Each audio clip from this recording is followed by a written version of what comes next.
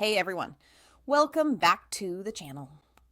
Today we're going over the file system options in Rufus, FAT32, NTFS, EXFAT, and more, and how to choose the best one for your bootable USB drives. If you've ever been confused about which file system to pick, this video is for you. And don't forget to hit that like button and subscribe for more tech tutorials and guides. Let's start with FAT32. FAT32 is the most compatible file system. It works with almost all BIOS and UEFI systems, and it's the safest choice for smaller USB drives. However, FAT32 has a file size limit of 4 gigabytes. So if your ISO file or any file you want to copy is larger than that, FAT32 won't work. Next is NTFS, which is designed for Windows systems. NTFS supports larger files and drives, making it perfect for modern Windows ISOs that are often bigger than 4 gigabytes. The downside is that NTFS may not work with older BIOS systems or some non-Windows devices, so it's less compatible than FAT32. There's also exFAT, which is kind of a middle ground.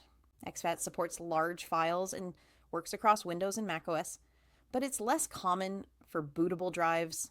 You might use it if you want cross-platform compatibility, but don't need full bootable support for legacy systems. So, how do you choose in Rufus? If you're creating a Windows installation USB for a modern PC with UEFI, FAT32 is usually fine unless the ISO exceeds 4 gigabytes, in which case NTFS is better. For older PCs or legacy BIOS systems, FAT32 is safest. For special cases where you need large files across multiple platforms, exFAT can be an option, but check if your target system supports it.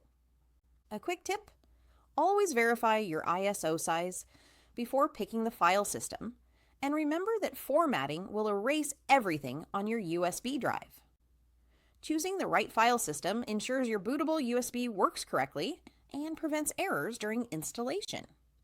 In short, FAT32 is best for compatibility, NTFS is best for large files on Windows, and EXFAT works for cross-platform needs. Knowing which file system to use in Rufus saves you time and prevents boot issues. If you found this video helpful, give it a thumbs up, share it with friends who need a bootable USB, and subscribe for more tech tutorials and guides. Thanks for watching, and I'll see you in the next one.